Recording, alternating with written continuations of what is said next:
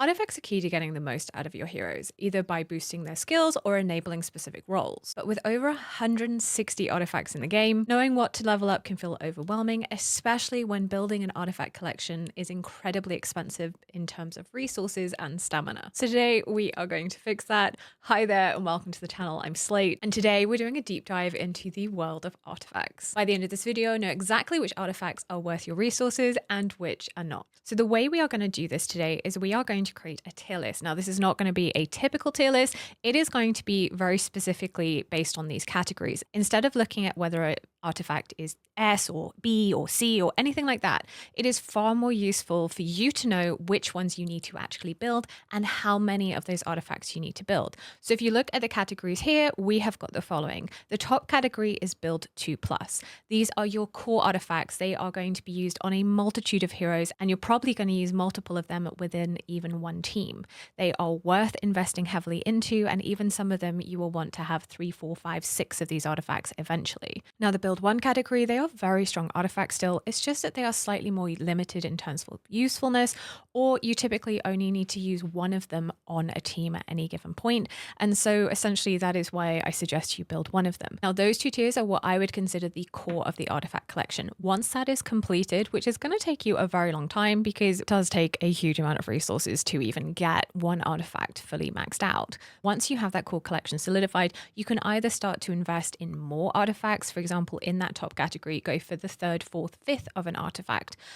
You can also then move into the niche category, which are going to be artifacts that are very specific in terms of one hero in one use case in one area that isn't necessarily key for progression. And in terms of progression, we are going to have a progression tier because there are some artifacts that can be very helpful as you are moving forward and as you are getting into the game. And then we have trash, because quite honestly, there are quite a few artifacts in this game that you want to yeet. Now, on that note of trash, I will say one thing, and that is any artifact when you are getting started in this game and before you are comfortably farming stage 18 plus is going to help your progression. And that is because just getting it to base 10 is going to give you a nice amount of HP and a nice amount of attack, even if the skill of the artifact is not very good. Now, the other thing to say when you are building an artifact collection is that if you are looking at that build 2 category, this is the way you go about it. So for example, here with Hate's Contagion, it is definitely an artifact you want to build 2 of.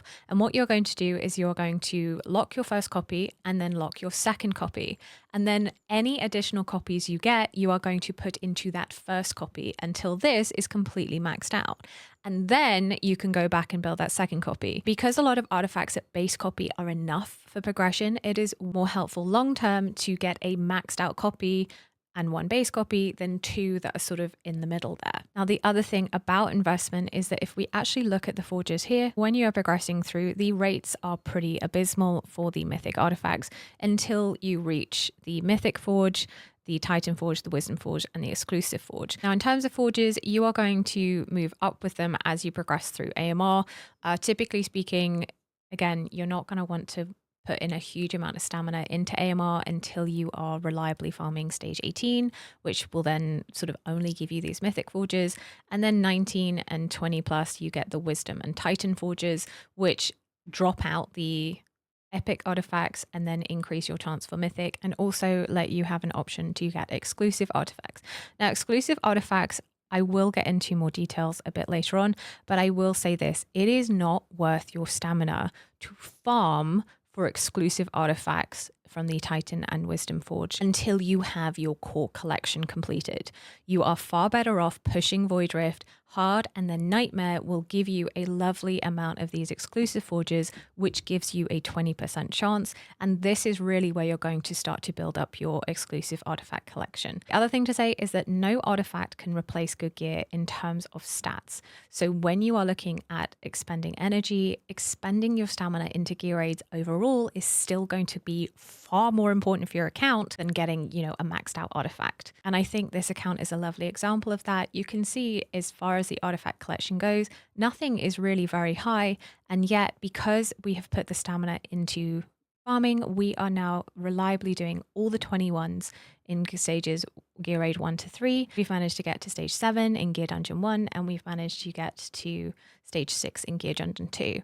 And that just sort of goes to show you still want to be investing in gear over artifacts. Artifacts are just like the cherry on top. They're the pièce de resistance to your builds. And speaking of which, in terms of when you should start, spending stamina into it, there is an Odyssey quest that asks you to complete artifact forges 50 times. And that's where I say is a natural place to start to do an artifact forge. There is also an achievement called the Mythic Blacksmith, which basically says to have forged 300 times. And this was recently achieved. And you can see with 300 forges, just how small a collection we actually have on, this account, for example. And that is why I say artifacts are a huge investment in your account and are going to take a huge amount of time. And that is because what we can see here, the mithril cost to upgrade a single artifact from level 1 all the way to level 25 is as follows. For an epic artifact, it is 1,256 mithril, 3,140 for a legendary, and a whopping 7,850 for a mythic artifact, which is an absolute ton. And if you look at the number of artifacts, like I said, it is currently sitting at 167, but they are bringing in new artifacts quite regularly. Typically, they bring in more exclusives than they bring in new, like, normal pool artifacts, but even still, that is a lot of artifacts to do. And if we look at what I call the median farming, essentially, you will see the stamina cost is absolutely nuts. In the fact that, you are basically, to get one artifact, yes, we now have these amazing 23 to stage 30, but most of you are going to be, when you are getting started, it is going to be focusing on stage 18 or the stage 19 to 22. Because really 23 to 30 is sort of late to very late to end game content. Speaking again on exclusive artifacts, one thing I will say about them is that they are great. Not going to say that they are not great, and it's usually because they do an additional skill or change a part of a hero's kit. So for example, if we look at Zealous's artifact, it allows him to inflict anti-healing during his ultimate, which changes his kit, and it is fantastic. The reason I say don't invest in farming is that necessarily the difference between a level 10 and a level 25 is just going to be a damage increase, which yes, is lovely, but the main thing is just that the base copies are usually enough. One of the most famous artifacts is Hex's artifact, and yes, it absolutely does help boost his damage, but it's the rapidly drawing of cards that really help him as well. And that is pretty much true for all exclusive artifacts. They give a boost in skill as well as then looking at the damage on top of it, if that makes sense, rather than necessarily going for trying to max, like you don't have to max exclusive artifacts. And if we actually look at my main account here, you will see I have managed to get quite a lot of exclusive artifacts to plus 25 over the time, but a lot of them are still sitting at plus 10, plus 13. And that is because it is a very long, slow-winded thing. And there is the other material that you can use to boost them. And that is obviously the mythic artifact essence. And I would say this is super rare. You are able to get shards of it, but it takes absolutely forever to get them. So definitely do not use them on something that you can summon normally. Save them for your exclusive artifacts. That is definitely a thing to remember. And then in terms of what artifact you put it on, my advice is if you are someone who's interested in GVG or PvP, that is where you focus into it there. And then the other thing is if you are, an artifact like Dracula's, which is not coming back, that is where it's worth investing into it. But in terms of, everyone else's, I think the main thing is that if you have not spent enough stamina getting good pieces of gear, having good artifacts is not going to make up for it. So now that those basics are covered, let's get into the actual tier list. Now, please bear with me, grab yourself a cup of tea or a drink of any description or food or something, because this is going to take a while because we are going to go into detail. And so, yeah, sit back, relax, and let's get started. And just before we get into this, what you'll see on the screen, I have put this together, and a big shout out here to Fasty for the very neat screenshot of the base 10 to plus 25. Saved a huge amount of time, and that is linked in the description below. But anyway, the first tier that we are going to talk about is the progression tier. These are artifacts that are really good early on. They typically are very cheap to level up, and they are going to help you as you progress, but typically they sort of get like outshone as you start to then get more mythic artifacts and stuff like that. So typically these are really what you're going for until you're able to farm stage 18, that transition sort of area. So anyway, that is going to be most of the epic artifacts. So what Medal of Fortitude allows you to do is to effectively get a shield onto your tank, which can really help. But as soon as you get a Watchguard Unity or a Bastion Ring, this tank artifact is immediately replaced.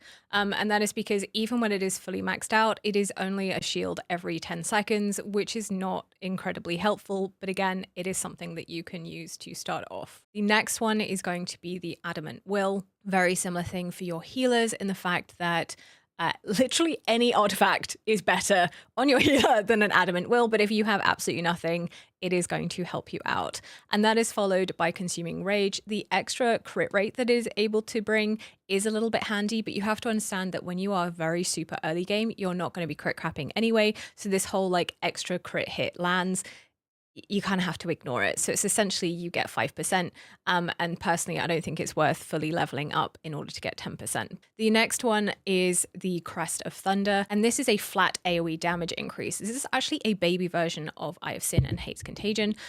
So essentially that is why I would say when you get one of those artifacts, this artifact becomes redundant, but depending on how long it takes you to get that will depend on how many levels you push into this. But it does go up to 20%, which is, kind of decent. It's not amazing, but it will help you. Next is going to be Rex's Vow for a tank.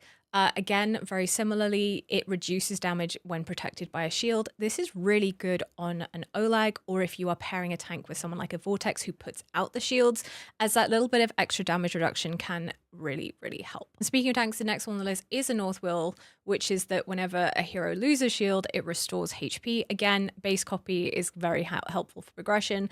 And what I would say is, again, Olag is very handy in this, and any tank paired with a Vortex for that shield as well. The next one on the list is going to be the White Tower Trinket. I actually have quite a sweet spot for this artifact, and that is because, especially on mages, that plus 12% just getting one copy is really nice for progression. Now, obviously, Tear of Twilight, you've probably heard about it before. It is considered the best artifact for mages, but until you are able to get them, this is a pretty handy one to keep on your roster for progression. There are two progression artifacts for healers. The first is Radiant Lantern, which increases AoE healing effect for every ally in range. Essentially, even at base copy, is plus 12 healing effect, which is nice. Again, when you're getting started, any tiny little stat is going to help. And then the next one is the Chalice of Youth, which is basically a baby tires balm, and it increases the healing multiplier when healing a hero with, low HP.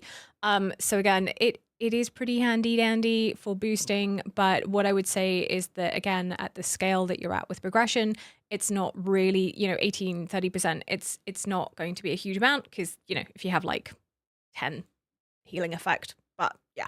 And the only tactician artifact that we really have in Legendary, so this is going to be a progression artifact, is Spirit of the Pack, and it increases damage by 10% up to 20%. And if you do move your tactician, then it also does get a little bit of a damage increase. I will say one thing about Spirit Pack, and that is that there are so few tacticians that in terms of investment, I would almost say you're better off investing in the Keen Wisdom artifact, which we will talk about in a second, rather than investing into this, but it might be a little bit handy, until you get some of those mythic artifacts. Now, there are two epic artifacts that we haven't talked about yet. The first is Warsong, and the reason I've put these at the end is that I definitely recommend building one of these artifacts. It is really handy for DPS. It does increase the amount of damage dealt up to 10%, which is kind of nice. And then eliminating an enemy, if you are going up in, mostly mob content, this isn't really good in boss content, but even that 10% damage increase can be helpful in boss content.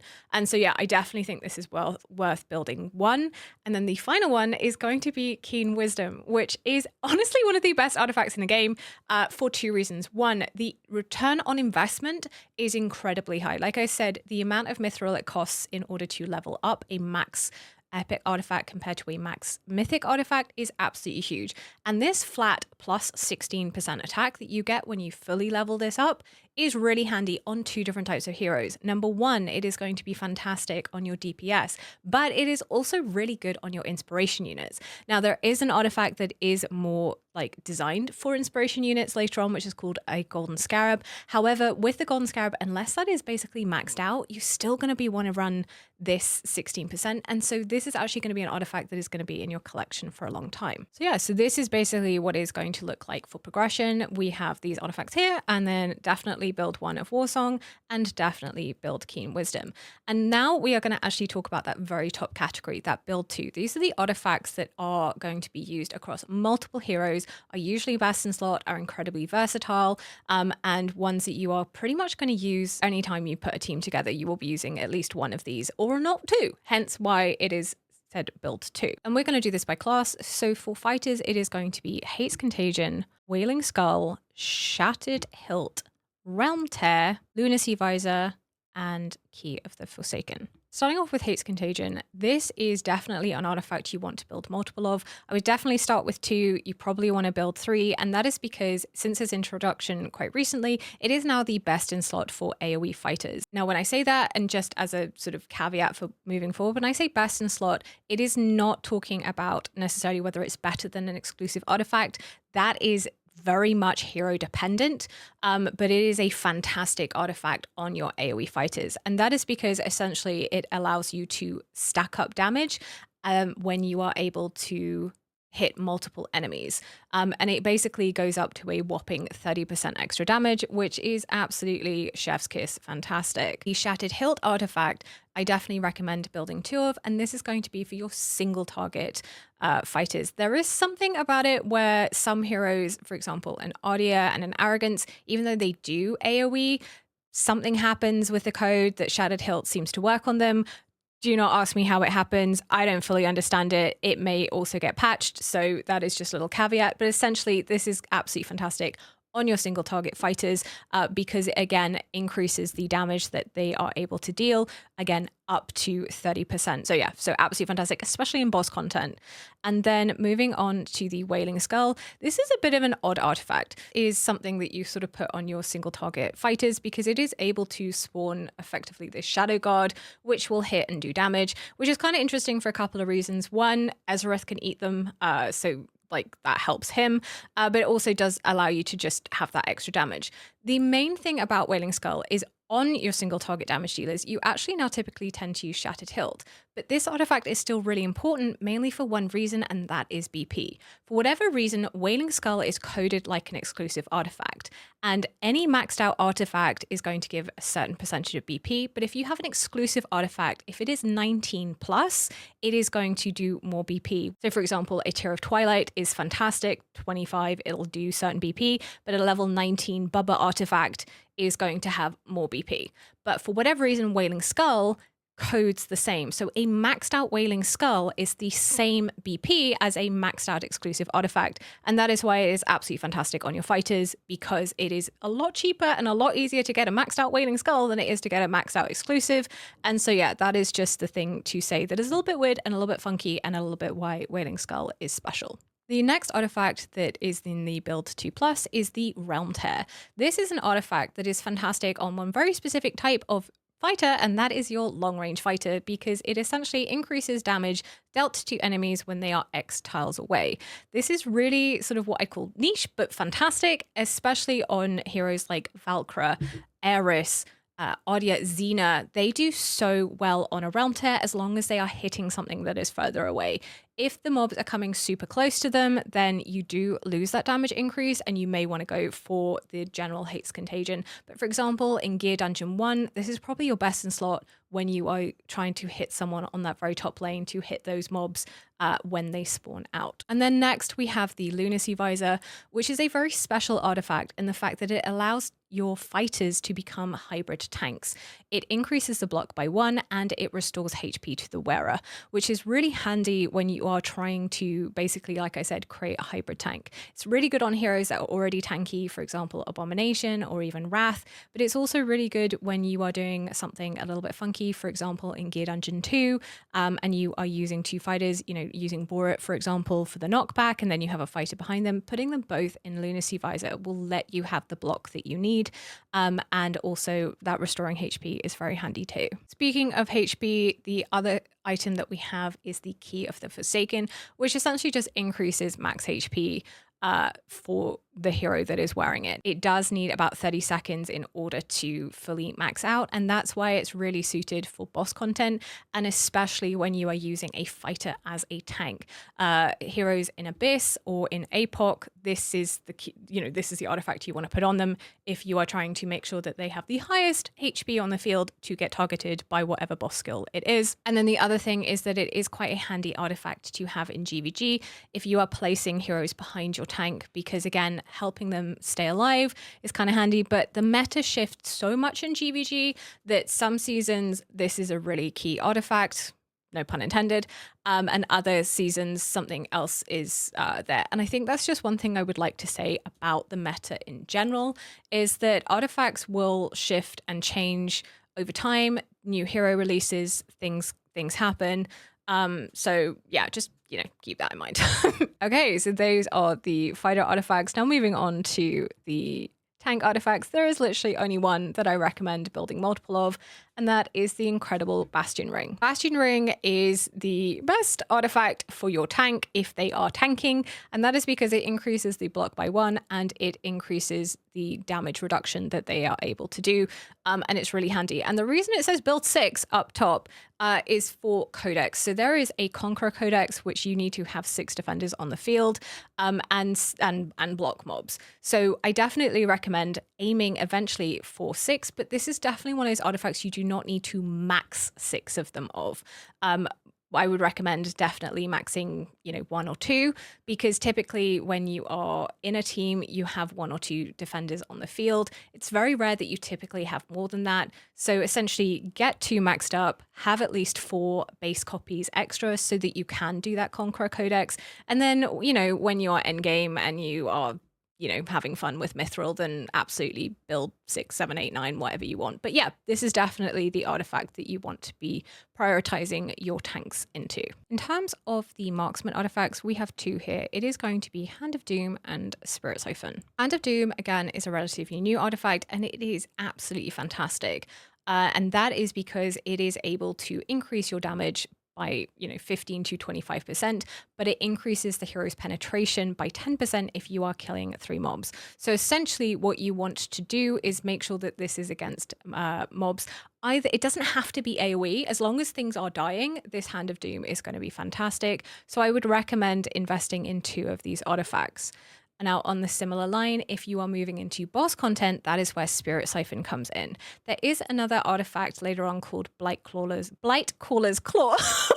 I call it the Bone Bow because I literally cannot say it, which is really good as well. But in my own personal testing, I have always found that Spirit Siphon does eke out more damage than using the Bone Bow, but it might be a hero by hero case. So let me know in the comments below if you've done any personal testing and if there are any heroes that you have found where Spirit Siphon outbeats the Bone Bow. But what Spirit Siphon does is it increases damage dealt to the same target up to basically 30% if it is maxed out, which is just really good. And when you are doing, guild boss, some of the best hitters are a Hex, a Silas, a Razin. And so actually that single target boost of damage is really, really nice.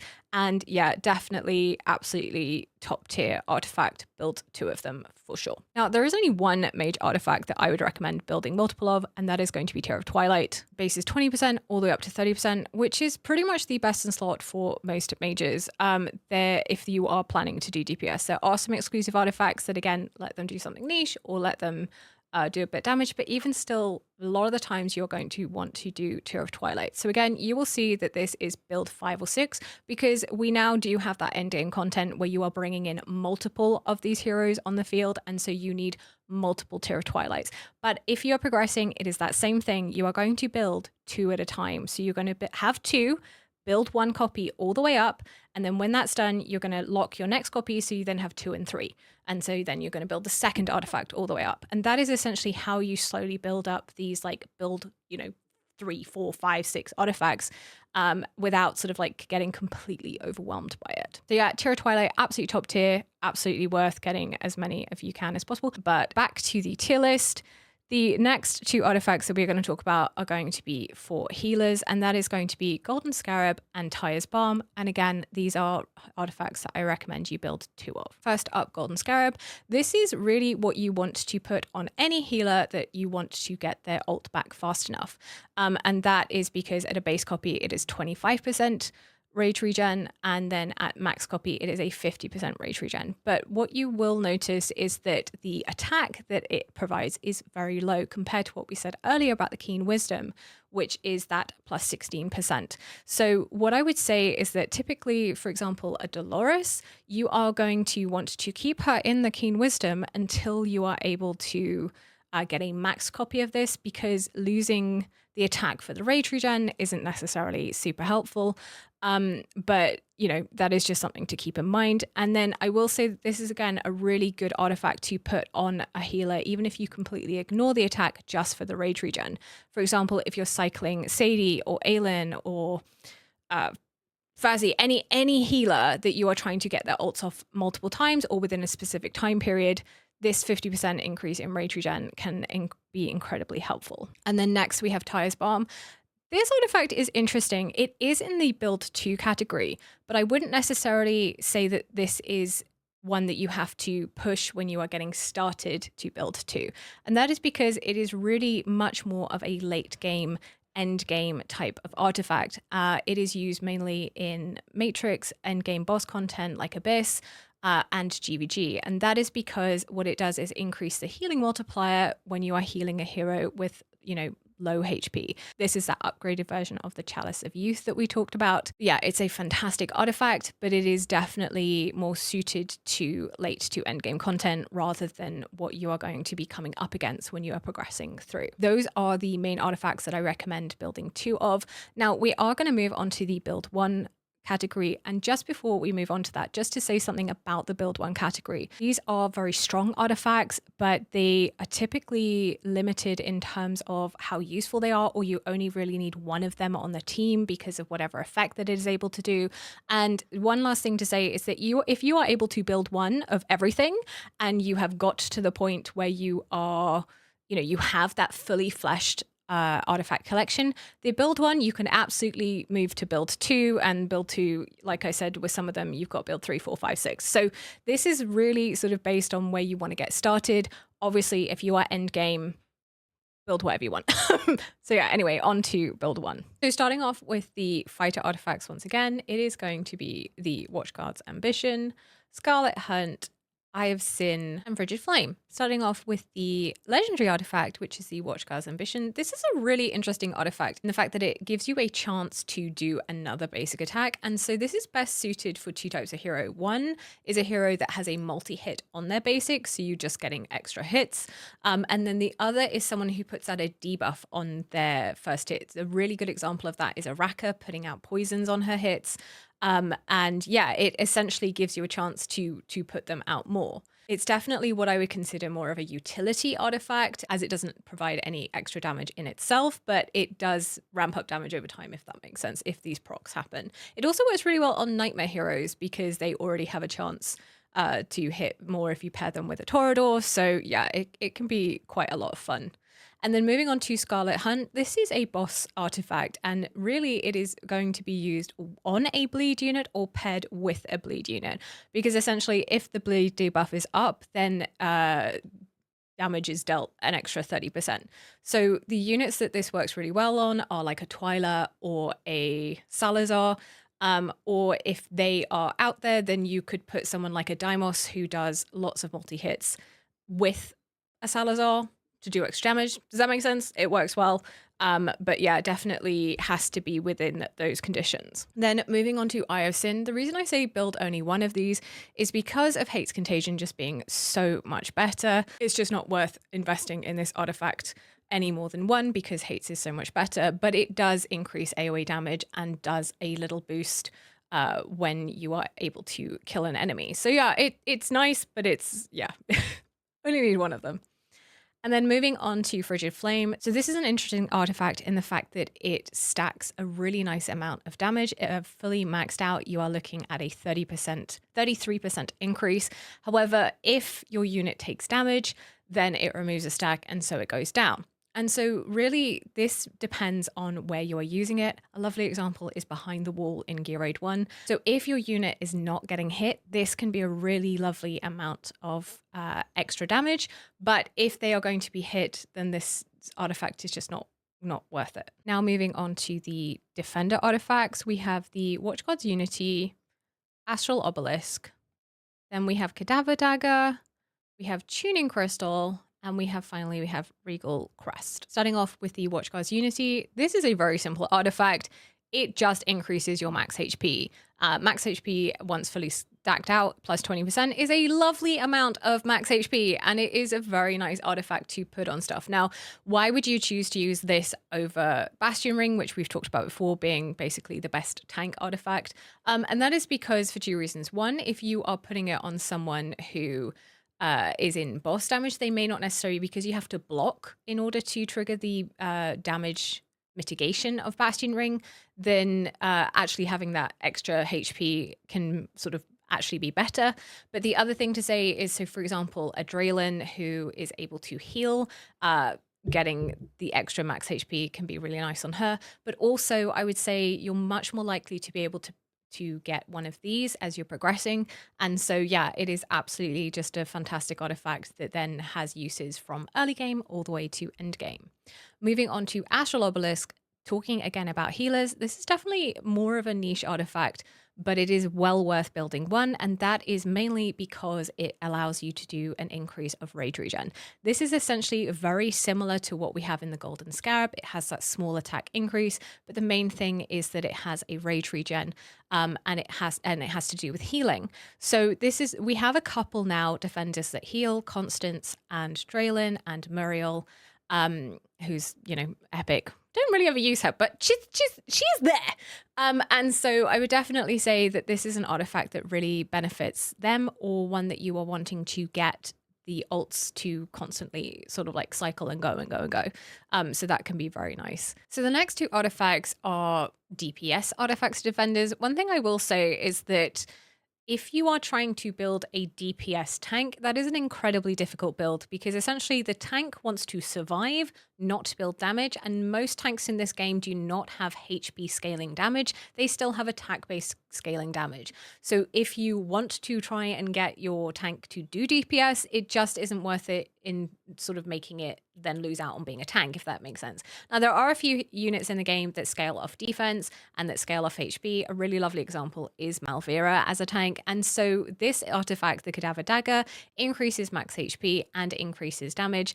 And so it can let you have this sort of like, almost hybrid DPS tank, but that is something to keep in mind. And it's definitely why I call this a low priority artifact, because it is definitely something that you are going to very rarely use. But I will say it's one of those artifacts that, because we don't have many artifacts that are good DPS for, the defender class, it is a pretty decent artifact in terms of what it is able to do. Speaking of which, that also leads us on to the Tuning Crystal, which is another DPS defender artifact, and it is low priority. And essentially what it does is it allows you to do this like AoE attack after 10 basic attacks. So I definitely say that in longer fights, looking more at like Codex, this can be an option. But again, if you are building your defenders as your DPS, they're not necessarily going to be able to tank. And that is where you sort of have to understand what you're trying to bring the defender in for. And typically speaking, there are much better DPS options than relying on a defender class. And finally, we have the Regal Crest, which allows your unit to receive extra healing. This is really nice in boss content, because trying to keep your hero alive, trying to keep that target alive means that, they are effectively just receiving extra healing. But I will say that it depends on that hero as to whether Watchguard's Ambition, increasing that max HP, or increasing the received healing, will depend on the build that you are trying to go for. But it is a nice artifact in that context. Next, we are going to be talking about the marksman artifacts, and we do have quite a few of these because marksmen do have stuff. Now, starting off, we have Idril's Gaze, Shadow Gaze, then it is Sharpshooter's Crest, Ica Chalice, Reaper's Emblem, and Blight Clawler's Claw, or what I like to call the Bone Bow. So yeah, anyway, let's move on to there. The first two artifacts, which is Shadow Gaze and Idril's Gaze, these are both legendary artifacts. Now, Idril's Gaze is an interesting one in the fact that if you are able to deal a crit hit, you are able to have a chance to ignore a percentage of the target's defense and magic resistance, which is really, really nice. And it's definitely an artifact that you can get pretty early on, fully maxed out, and can very much help.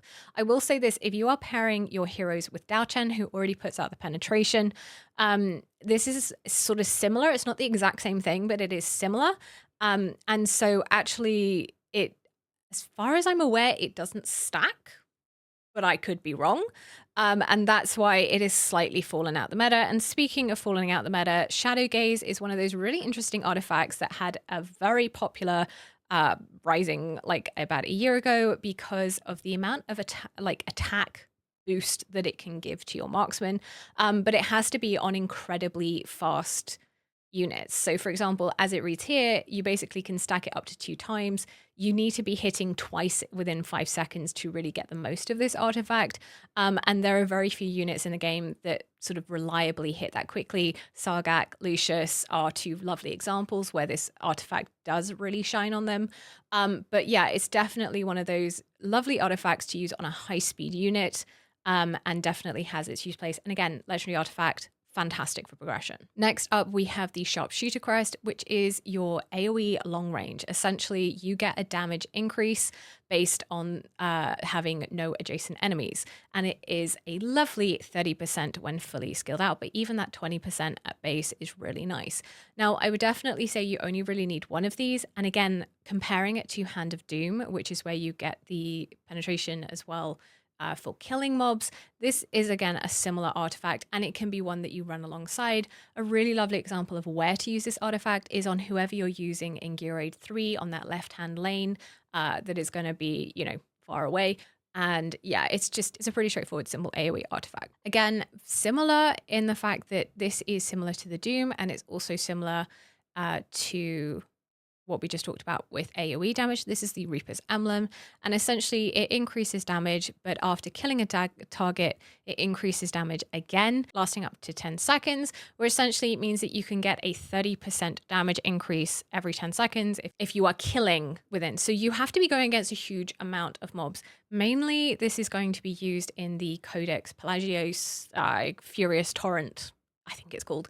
I always forget what that one's called, but essentially a huge amount of weak mobs. This is going to be very nice. But again, I personally think Doom has outshone it, but it is still worth getting one of these artifacts. Next, we have the Blight Caller's Claw, or what I am going to refer to as the Bone Bow. This is definitely, again, one of those boss-hitting artifacts, and that is because it increases single target damage, and it also has a chance to trigger a special attack, which can be quite nice, actually. And like I said, in my own testing, I have found that Spirit Siphon does do more damage than the Bone Bow, but I do think it is a bit of a use case, so I am sure the min-maxes out there can let us know in the comments whether, which use case you want to use the Bone Bow over the Spirit Siphon. And then finally, this artifact is what I call a special effect artifact. It is the Ica Chalice, and essentially what it allows is for your marksman to self-heal by when they kill stuff. And this is a really important artifact for a couple of reasons. One, it allows you to put a marksman out of healer range, which is fantastic for Gear Dungeon 2 when you're trying to kill those top mobs before they start multiplying. And then secondly, this mythic artifact is available in the guild shop. So it is one of the earliest mythic artifacts that you are able to get your hands on. Now, that doesn't necessarily mean you have to buy it every week. I think one copy is more than enough.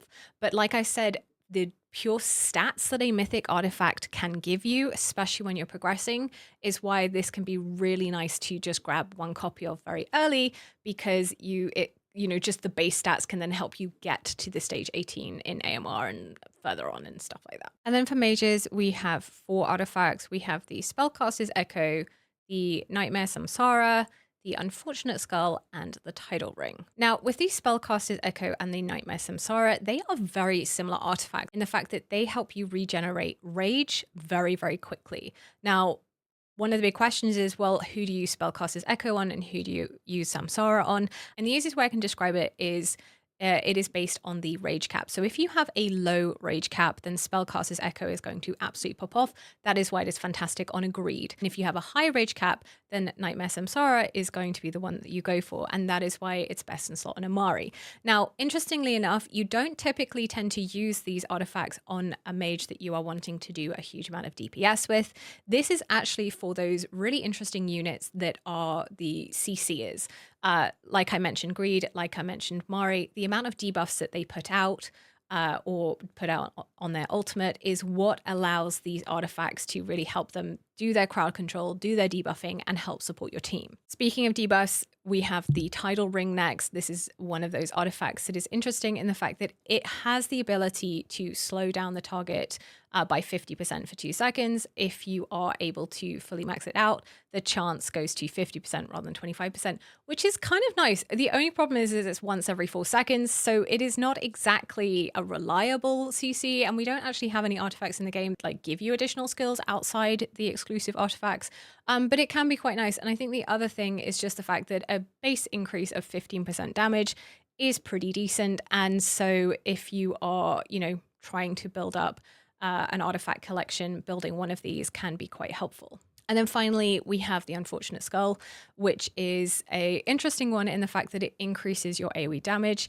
from 25% all the way up to a whopping 35%, which is stronger than a tier. But the downside is that the damage received is going to go, higher. Now, thankfully, it goes from 20% down to 10%. So this is definitely one of those artifacts that you don't really use until you have a maxed copy of it, because there is a very big difference between your unit getting 20% damage increase onto them and 10%.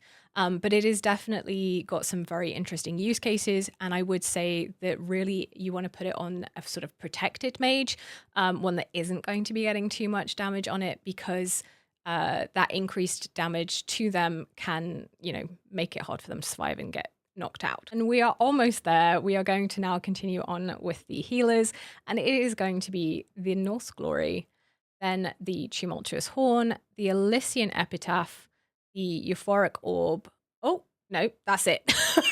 So it's 4 artifacts that we have in the build 1 tier for healers. So the Norse Glory is an interesting one in the fact that healing a unit has the chance to put a shield on them, which can be really handy. Now, this is good for 2 reasons. One, it definitely has use cases in Matrix. If you look through the artifacts there, people are using it. But the second thing, again, is with progression, having that ability to extra protect is really nice. Now, shields don't stack. So if you are using someone like an Olag, this is a pretty redundant, but if you have another defender that you're using, it can definitely sort of help there. And obviously it can be triggered every 5 seconds. So if you are healing multiple times within that 5-second period, then it is more likely to proc and help your tank stay alive. Moving on to the Tumultuous Horn, this one is again very interesting. It is just about rage regen, but it is only about the first deployment. So essentially, this is the artifact that you want to put on your healer if you are going to drop them down and instantly ult with them. Now, there are 2 main use cases for this. One is in Guild Boss. Very famous example is Alea. Popping her down, getting her to ult, picking her back up and cycling her so that you get more damage out of your team.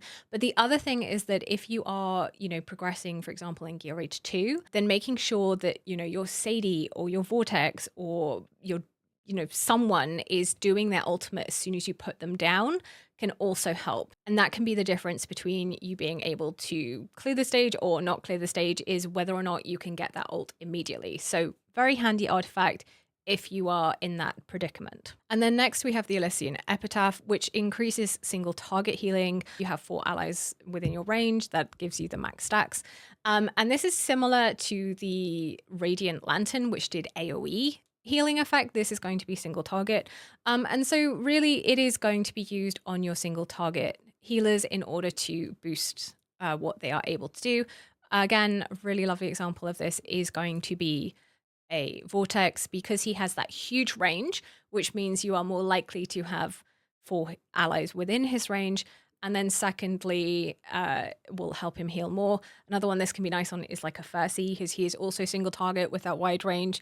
But yeah, essentially that is when you would want to use this. And then finally, we have the Euphoric Orb, which is a very interesting artifact in the fact that it is a utility artifact. By putting this on your healer, you are going to increase the attack speed of everyone within range by 30 every 60 seconds, lasting for either 10 to 40 seconds, which is a really nice boost to your speed. However, it is only really worth using this artifact when it is maxed out, because 10 seconds every 60 seconds is significantly less and significantly less helpful than 40 seconds out of every 60 seconds. So definitely this is going to go on a unit when it is fully maxed out and as like a boost. Really lovely example of this is, for example, on an Eloin, as they are not necessarily needing an artifact for themselves, if that makes sense. And then finally, we have 3 tactician artifacts. We have the Resonance Bell, the Helm of Helios, and the Dwarven Strider. Now, you may ask, why are these in build 1 rather than build 2? And that is because we have so few tacticians in the game that it is really not worth building multiple copies of tactician artifacts at this point. If you are watching this video in, I don't know, the future and we have loads of tacticians, then yeah, absolutely build more of these. But because of the exclusives and because of how few tacticians there are, it is definitely a build 1 type of thing. So the Resonance Spell is going to be what you put on your DPS, because again, it is that straight up damage increase. And it goes from 15% to 25% with an additional 10% if there is no one around. If you have a tactician and you're using them for DPS, this is the artifact that you put on them, unless you are using their exclusive. Same with the Helm of Helios. What's interesting about this is it's a mixture of a damage increase and utility, because essentially it increases the damage, and then after casting the ultimate, allies get an extra damage increase. If you're putting a tactician in the middle, so for example in boss content, this can be a really nice way to both boost the damage of your tactician and the rest of the heroes on your team. And then finally, we have the Dwarven Strider, which basically, long story short, it increases the attributes of the thing. And this is really who you're going to put on your buffer or inspiration units that are there. The only one really at the moment that we have is Rivenhold. But, you know, we will see who comes out in the future. I think this would be really good on a healer tactician as well because of that increased attributes. Those are the build 1 artifacts. Just to quickly again summarize, build 2, you want to have at least 2 of these artifacts. You build 1, you get your first 2 copies, then you build 1 up, then you build the second one up, and if you want to build more, that's absolutely fine.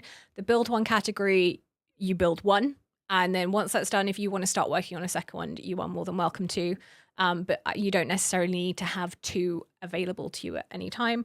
We have the progression, and now we are moving on to the next category, which is the niche tier. I'm not going to spend too long going through each of the niche artifacts like I have done previously. We're going to put them on the board and sort of explain how they are as a group. And that is because with the niche artifacts, it is quite literally that. Something you might have noticed when I was describing the build 1 is some sort of very specific use cases. Needless to say, the niche artifacts are even more niche than that. And that is because this is going to be used on one hero in one specific piece of content, in one specific piece of situation, if that. These are the artifacts that if you are progressing, you lock a copy of and you do not invest past 10 because the resources are not worth it and you're not going to be using it. This is sort of like when you are endgame, you're experimenting, someone comes up with something meta, someone, you know, does something cool and they're like, oh, use this artifact. You know, that is what I would say about these niche artifacts. This is, you know, your save for later type thing. Now, like I said, we're not going to spend too long on each of them. I'm just going to roughly go over what they do. Lucky Legacy has a chance to generate more cost on your cost regenerators, so that is who you put it on. The Talismanic Resolve is if you have DPS that is going to get shielded. This can help boost their damage. Death Knell gives your tank a death save, which has some very niche uses in GVG. The Heart of Thorn allows your tank to do enemy max HP damage, sort of occasionally, which can be nice if you are trying to, I don't even know. But like it's been fun in like AMR, you can do some stuff with that. Goddess Grace boosts your defense, so it's really good on a defense-based healer. The Aureate Pledge is again a DPS defender artifact. But as I said before, that and the Bloodlack Bloodlust Phylactery. They're both DPS artifacts, but really you don't typically tend to use defenders for DPS anyway. And we have another DPS tank artifact in the Dragonblood Goblet. For whatever reason, this game likes to make DPS defender artifacts, even though we don't really have them. So it's quite interesting. But yeah, this would be for more a defense-based defender. The Taunting Gaze is interesting because it is increased damage for tiles away. And so this is really for someone like an Idril or a Lady A. But to be completely honest, by the time you have Lady A, you've probably picked up her artifact, or there are better things to put in. But yeah, niche case can be useful. The Blood Bond Signet is just an increase in crit damage, but it at the cost of reducing your health. So again, very niche. The Bright Root Ring is just a flat plus healing effect, so pretty meh, to be honest. Then the Heaven's Rage, again, is increased crit damage if you're able to crit. The Tome of Horror is only useful if you're going against slowed mobs. No other CC triggers it, just slowing. And then the Shawl of Life Giver helps you heal your allies. And so is very much a supporter artifact. And then you will notice there are some other artifacts down here. And that is what the final category for, which is trash. And why do I say trash? I quite literally mean chuck these in the trash. These are the artifacts that if you get, you do not have to worry about selling for mithril or for other things. The chance of you using these artifacts is absolutely slim to none. They are not worth your resources to level up. The only time you are going to use these, in all honesty, is when you are progressing and you are using them up to level 10 just for the stats, and that is a completely reasonable thing to do. Like, genuinely, no problem at all. If you're using for the stats, absolutely go for it, but they are definitely not something that you are going to want to invest anything in. So yeah, this is the completed tier list. As you can see here, I will take myself on the screen if you want to take a screenshot. Here you go. I'm very well aware that I've talked for a ridiculous amount of time. So what I thought I'd do is the TLDR version because, you know, might be helpful. So essentially for your fighters, if they are single target, you are going to be using Shattered Hilt, Wailing Skull, Scarlet Hunt on your bleed units, or Frigid Flame. If they are AoE, you are going to want Hate's Contagion. If they are long range and AoE, it is going to be Realm Tear. And the other option, if they are not getting hit, is also Frigid Flame. The special fighter artifacts are going to be Lunacy Visor for those hybrid tanks, Key of Forsaken if you are using them to tank but not to block mobs, so mainly boss content, and the Watchguard's Ambition if you are trying to get them to do their basic hit as many times as possible. For the defenders, if you are asking them to tank, it is going to be Bastion Ring. If you are asking them to tank where there are no mobs involved, it is going to be Watchguard's Unity. For your healers or to do with increased healing, it is going to be Astral Obelisk or Regal Crest. And for the DPS, should you ever use a defender as DPS, it is Cadaver Dagger or Tuning Crystal. For marksman, if you are going to be killing mobs, go for the Hand of Doom. If you need huge AoE, it is also going to be Sharpshooter's Crest. But if you are up against boss content, it is going to be the Spirit Siphon or the Bone Bow. And then the special artifact for marksmen is the Ichor Chalice, as that allows them to self-heal. Next, for the mages, the best in slot for DPS is going to be the Tear of Twilight. If you're using a mage primarily to CC enemies, it is going to be Spellcaster's Echo or Nightmare Samsara. Spellcaster's Echo if they have a low rage cap, Nightmare Samsara if they have a high rage cap. And then the two special artifacts are going to be the Tidal Ring, which has a chance to slow enemies, and Unfortunate Skull if you are able to make sure that they are protected while doing AoE damage. For your healers, for your inspiration unit, it is going to be Keen Wisdom until you have a maxed out Golden Scarab. You can also use that Golden Scarab if you are trying to get whatever healer you're using to ult as many times as possible. For general healing and boosted healing, it is going to be Tyre's Balm or Elysian Epitaph. And then the two special effect ones are going to be Tumultuous Horn if you need them to ult as soon as they're placed on the field, and Euphoric Orb if you have it maxed out, you can boost the speed of your team within that healer's range. And finally, for the tacticians, if you are running a tactician who is a DPS, it is going to be Renaissance Bell or Helm of Helios, and if it is support, it is going to be Dwarven Strider.